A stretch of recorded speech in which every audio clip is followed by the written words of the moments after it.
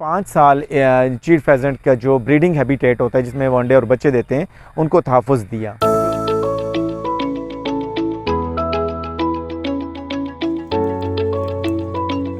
कोशिश बराबर साबित हुई है और हमारे चीड़ फेजेंट जो है ना वो उसको अच्छा तहफ़्फ़ुज़ मिला है।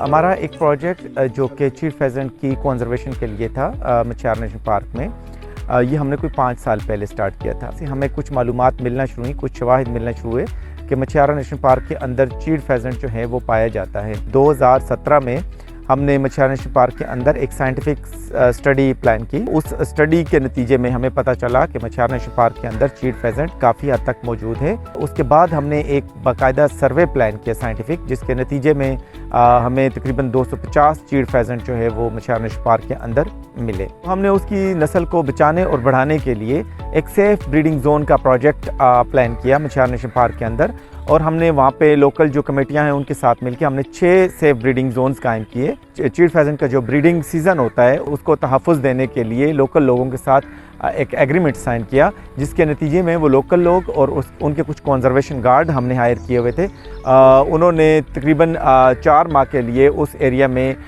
ज़ीरो डिस्टर्बेंस के ऊपर अमल किया और हमने उसको बचाने के तहफ़्फ़ुज़ के काम किए। और हमने तकरीबन 5 साल चीड़ फेजेंट का जो ब्रीडिंग हैबिटेट होता है जिसमें वो अंडे और बच्चे देते हैं उनको तहफ़्फ़ुज़ दिया।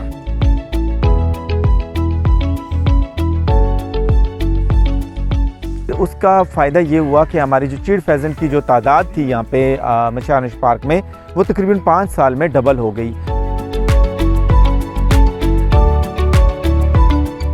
और ये हमारे लिए एक बहुत बड़ी सक्सेस स्टोरी थी कि आज़ाद कश्मीर की तारीख़ में पहली दफ़ा किसी परिंदे को बचाने के लिए सेफ ब्रीडिंग जोन्स बनाए गए। इस प्रोजेक्ट की जो हमारे पार्टनर थे, जिसमें world pheasant association Pakistan, world pheasant association UK और आज़ाद कश्मीर का जो वाइल्ड लाइफ डिपार्टमेंट है, इन सब की एफर्ट्स हैं और इन सब ने मिलकर कोशिश की, तो ये कोशिश बराबर साबित हुई है और हमारे चीड़ फेजेंट जो है ना वो उसको अच्छा तहफ़्फ़ुज़ मिला है। अगर इस तरह के और जो परिंदे आज़ाद कश्मीर के अंदर जिनकी नस्ल को ख़तरा है, अगर उनके ऊपर हम यही तजुर्बात करें तो मेरा अंदाज़ा है कि हम बहुत सारे परिंदों की तादाद को बढ़ा सकते हैं। मैं तो गवर्नमेंट से भी रिक्वेस्ट करूंगा, अपने वाइल्ड लाइफ डिपार्टमेंट से भी कि इस तरह के एक्सपेरिमेंट्स करें ताकि हम आज़ाद कश्मीर में पाए जाने वाले बहुत सारे ऐसे परिंदे जिनकी नस्ल को ख़तरा है उनको हम तहफ़्फ़ुज़ दे सकें। मछियारा की हिस्ट्री में है कि आज से 40-50 साल पहले ये फेजेंट तकरीबन हर कंपार्टमेंट में मौजूद था, लेकिन आबादी में इजाफे की वजह से जंगलात में कमी हुई और ये फेजेंट्स जो है ना वो